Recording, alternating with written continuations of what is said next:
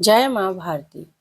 22 फरवरी 2026 को श्रीमान अखिलेश कुमार शर्मा जी की पुस्तक गतिस्तव महामाँ का लोकार्पण लक्ष्मी शिशु मंदिर, बरेली रोड, हल्द्वानी में हुआ।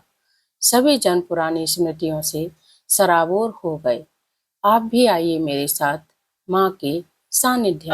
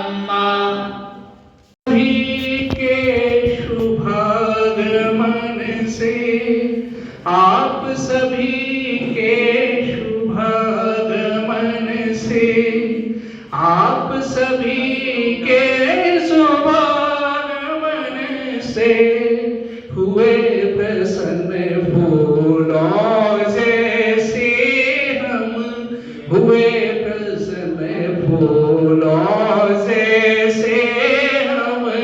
स्वागत है सब आगत जन का, स्वागत है सब आगत जन का, स्वागत करने आए, स्वागत है सब आगत जन का। सर्वे भवन्तु सुखिनः, सर्वे सन्तु निरामयाः, सर्वे भद्राणि पश्यन्तु, मां कश्चित् दुःखभाग् भवेत्। धन्यवाद। इस पुस्तक समर्पण समारोह में आप सभी का हार्दिक अभिनंदन और आदेश हुआ है कविता पाठ का। तो अब कविताओं का दौर मेरा विराम ले चुका है। एक अंतिम कविता, इस हल्द्वानी शहर में बहुत कुछ किया, नाटक लिखे, गीत लिखे, कविताएं की, मगर मेरी कविताएं होती थी क्या कहते हैं समसामयिक। अगर कोई घटना घटी तो उसमें एक कविता का सृजन हो जाता था। तो मेरा इसमें कुछ नहीं है, मुझे हिंदी भाषा का भी ज्ञान नहीं है, मगर माँ ने ये जो वरदान दिया वो होता रहा, नाटक में लिखे, सब कुछ हुआ। मगर एक घटना घटी थी 90 के दशक में। डटे जो कर्म पथ पर हैं कभी सोया नहीं करते, और शेर है कि बुलंदी चूमती पग राह जो खुद ही बनाते, चूमती पग राह जो खुद ही बनाते हैं। विकट होता समय पर धैर्य वह खोया नहीं करते, विकट होता समय पर धैर्य वह खोया नहीं करते। मिला अवसर सुहाना वीर तो खोया नहीं करते। अभी कलयुगी जी माया जगत की बात कर रहे थे, तब एक शेर देखिए सर, हकीकत है जिसे माया जगती की, हकीकत है जिसे मालूम इस माया जगती की। गमों का बोझ रख कर बेवजह ढोया नहीं करते, गमों का बोझ रख कर बेवजह ढोया नहीं करते। मिला अवसर सुहाना वीर तो खोया नहीं करते। डटे जो कर्म पथ पर हैं कभी सोया नहीं करते। और शेर है कि बिना मांगे किसी को राय रोहित तुम नहीं देना, बिना मांगे किसी को राय रोहित तुम नहीं देना। अहंकारी खरा मन का पिरोया ही नहीं करते, अहंकारी खरा मन का पिरोया ही नहीं करते। मिला अवसर सुहाना वीर तो खोया नहीं करते। डटे जो कर्म पथ पर हैं कभी सोया नहीं करते। बहुत बहुत धन्यवाद। आज के कार्यक्रम के मुख्य अतिथि आदरणीय गुप्ता जी, हमारे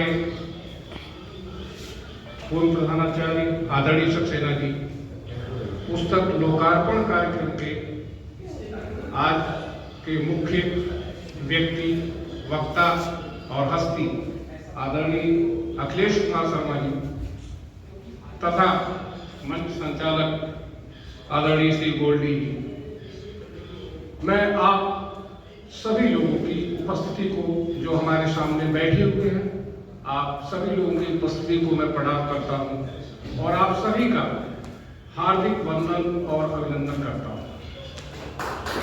यह कार्यक्रम एक महत्वपूर्ण उद्देश्य को लेकर के यहाँ पे आयोजित किया जा रहा है और वह पुस्तक लिखित है आदरणीय अखिलेश शर्मा जी के द्वारा। एक कृतिकार की कोई कृति जब प्रकाशित होती है और उसके बाद से लोकार्पित होकर के जब पाठकों के सामने आती है तो उसको उतनी ही खुशी मिलती है जितनी खुशी एक कृषक को, एक किसान को फसल घर आने पे होती है, एक बाप को अपने बेटे की प्रगति के ऊपर होती है। उसी प्रकार से वह खुशी एक साहित्यकार को मिलती है जब उसकी कृति की सराहना पाठकों के द्वारा और लोगों के द्वारा की जाती है। मैंने आदरणीय शर्मा जी के द्वारा प्रस्तुत कृति को आद्यंत पढ़ा है और उसके ऊपर मैंने अपनी समीक्षा भी लिखी है और वह एक समीक्षा जो है एक अखबार में प्रकाशित भी हुई। मैं आप लोगों से आग्रह करना चाहता हूं कि आप सभी प्रबुद्ध हैं, आप सभी कवि हैं, आप सभी के अंदर एक साहित्यकार की प्रतिभा छिपी हुई है। आप लोगों के हाथों में जब पुस्तक जाएगी तो आप लोग उस पुस्तक का अध्ययन अवश्य करें और अपने विचारों को भी रखें। बड़े मनोयोग और श्रद्धा के साथ आदरणीय शर्मा जी ने उस किताब की संरचना की और जब कोई कवि कोई कविता लिखता है तो वह आंखों की रोशनाई से कविता को ढालता है। कागज के सफेद पृष्ठों के ऊपर लेखनी अपने आप स्वतः चल पड़ती है। उसी प्रकार से अपने मनोभावों को जब कवि कागज के ऊपर उड़ेलता है तो वह भाव जो है विविध रूपों में हमारे सामने निखर करके आते हैं और यह कवि की सफलता है जब उसकी कृति को कोई सराहे, कोई उसकी प्रशंसा करे। एक बार मैं पुनः आप सभी लोगों को जब अवसर मिलेगा समीक्षात्मक बात रखने के लिए तो मैं अपनी बात को रखूंगा, लेकिन यहाँ पे सिर्फ मुझे आदेशित किया गया है कि आप लोगों का मैं अभिनंदन करूं, आप लोगों का स्वागत करूं।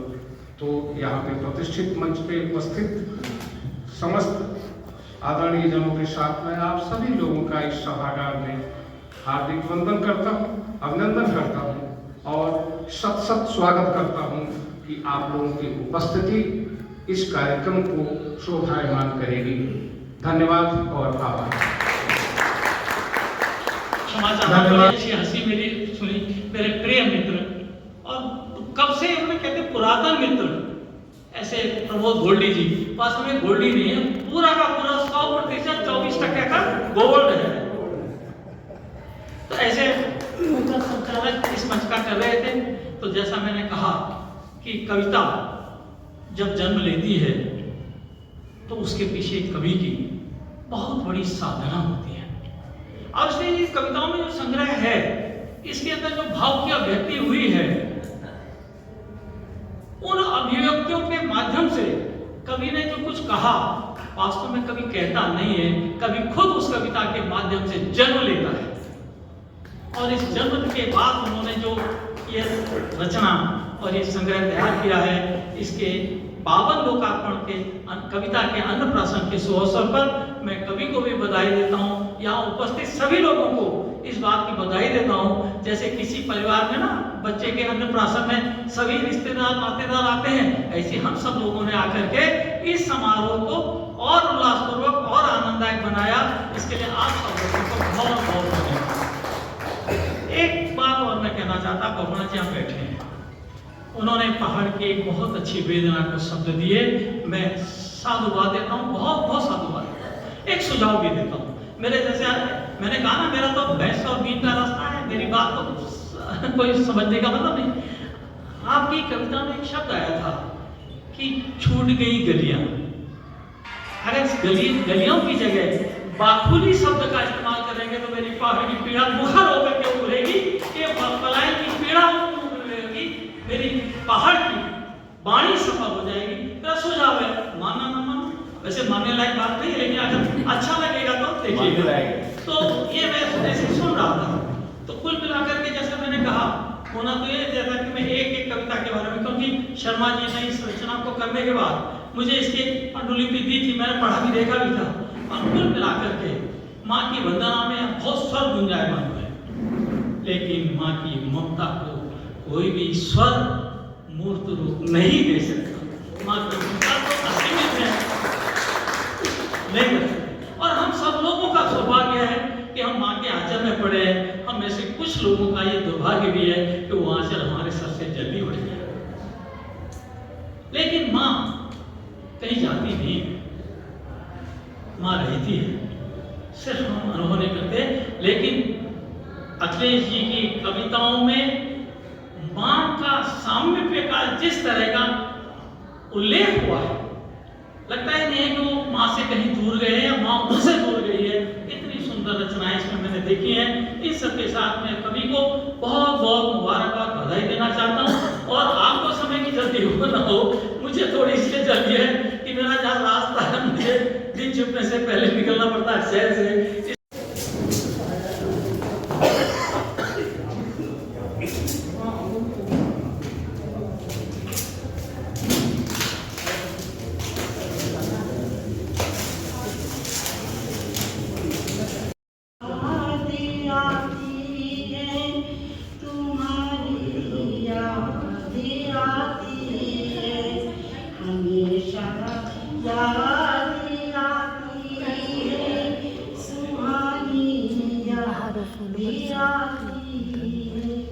ये जीवन छोड़ ना जाए अंधेरे रास्तों में साथ, अभी तो सब अधूरा है, अधूरी दिखती हर बात, न जाने कौन सी शय है जो मुझको आज भाती है,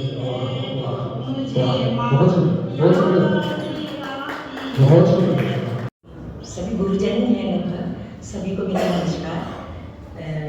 मुख्य अतिथि हमारे श्री विदेश गुप्ता सर और विशिष्ट अतिथि श्री रमेश चंद्र द्विवेदी जी, पूर्व प्रधानाचार्य, श्री SK सक्सेना जी, पूर्व प्रधानाचार्य MD। रचना की जो मेरी प्रकृति है उसके बारे में दो शब्दों में, मेरी रचनाओं का उद्देश्य लोकेशना या मनोरंजन नहीं है। ध्यान चाहूँगा, मेरी रचनाओं का उद्देश्य लोकेशना या मनोरंजन नहीं है, बल्कि ये पूर्णतया वैयक्तिक है, जिसमें निजी जीवन के नैतिक मूल्यों से बार बार याचना, प्रार्थना, अनुनय विनय, मानवभाव, रीझना, खींचना और बार बार गिड़गिड़ाना भी है, बार बार गिड़गिड़ाना है।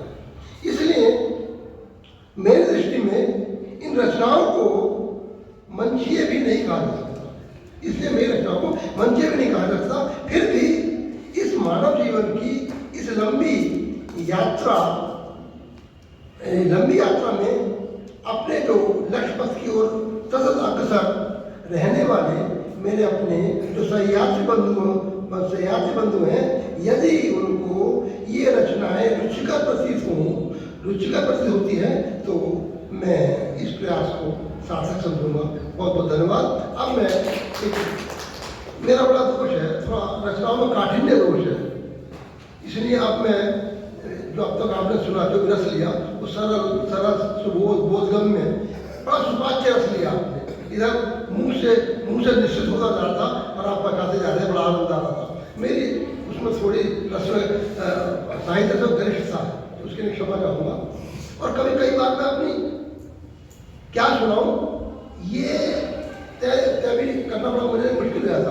रचनाओं की कुछ बाहुल्यता है, इसलिए तो मैं देखता हूँ जैसे महिलाएं माताएं किसी साड़ी भंडार पर जाती हैं और 20-30 साड़ी खुलवा देती हैं, फिर उनको एक उसमें परेशानी में आता है कौन सी सब अच्छी लग रही साड़ी, सभी अच्छी लग रही है, समझे, अब कौन सी चूज करें, बड़ी समस्या है। ऐसी मेरी भी समस्या हो जाती है कभी कभी, क्योंकि आप तो जानते हैं अपनी संतान और अपनी कृति नहीं कभी तो कहीं लागी नहीं का और सरस को अपनी रचना किसी भाती नहीं है।